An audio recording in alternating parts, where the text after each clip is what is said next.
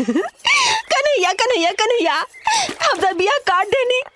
अब हमके तोहरा से मिलने में केहू ना रुक सकेला। हमने के एक हो जाए जा। अरे का भाई राधा, तू जना लेके से हमर बियाह कटलू है ना, हम ओकरे से प्यार करी ले। का हाँ, मतलब इतना दिन से हम तोरे पीछे पागल की तरह घूमतानी और तोहरा के समझ में ना आइल कि तोहरा से हम प्यार करीला। बोला तोहरा के हम निमन ना लगे नी? राधा, निमन लगला में और प्यार भेला में बहुत फर्क होला। और हम लड़की से बहुत प्यार करी ले। अगर हमके ना मिली ना तो हम सांच कहते नहीं हम मर जाए। तो हमसे का चाहता रहा? हम ये चाहता नहीं कि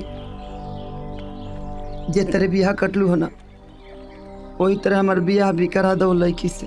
कन्हैया, शायद एकलव्य के भी इतना कठिन परीक्षा से ना गुजरे के पड़ल हुई जितना कठिन परीक्षा से तू हमरा के गुजारत आना।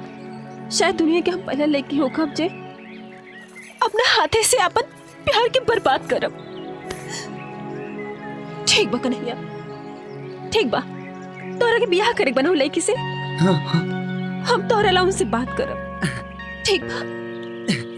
ठीक बा, शुक्रिया राधा, शुक्रिया, थैंक यू। तू अपन ख्याल रखिए राधा। हाँ हाँ, फिर मिला भाव। हाँ।